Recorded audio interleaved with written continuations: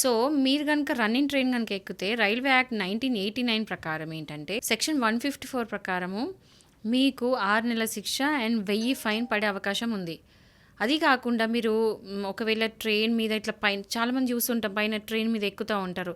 అట్లా ట్రైన్ మీద ఎక్కినా, లేకపోతే ఫుడ్ బోర్డింగ్ అలాంటిది చేసినా గూడా మీకు సెక్షన్ 156 ప్రకారం సేమ్ 6 మంత్స్ శిక్ష పడే అవకాశం ఉంది. అండ్ 1000 ఫైన్ గూడా పడతది. ఇది కాకుండా మీరు రన్నింగ్ బస్ కూడా ఎక్కుతూ ఉంటారు. రన్నింగ్ బస్ ఎక్కినా గూడా ఒకవేళ మీరు కనుక రన్నింగ్ బస్ ఇట్లా అదేంటి లేట్ అయితుంది ఇంకా ఎక్కాలి అని దాంతోని టకటక పోయి ఉరుక్కుంట ఎక్కుతా ఉంటారు చూడు, అలాంటిది కూడా క్రైమే.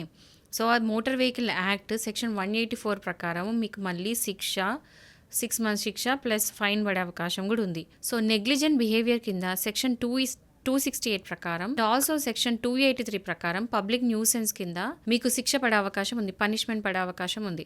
సో, నెక్స్ట్ టైం మీరు ఫుడ్ బోర్డింగ్ అదంతా చేసేటప్పుడు, ట్రైన్ బోర్డింగ్ చేసేటప్పుడు ఇట్లాంటి సెక్షన్స్ ఉంటాయి అండ్ ఇట్లాంటి పనిష్మెంట్ ఉంటుంది ప్లస్ ఫైన్ ఉంటుంది. 2 కూడా పడే అవకాశం ఉంటుంది. గుర్తుపెట్టుకొని నెక్స్ట్ టైం పబ్లిక్ న్యూసెన్స్ కాకుండా చూసుకోండి.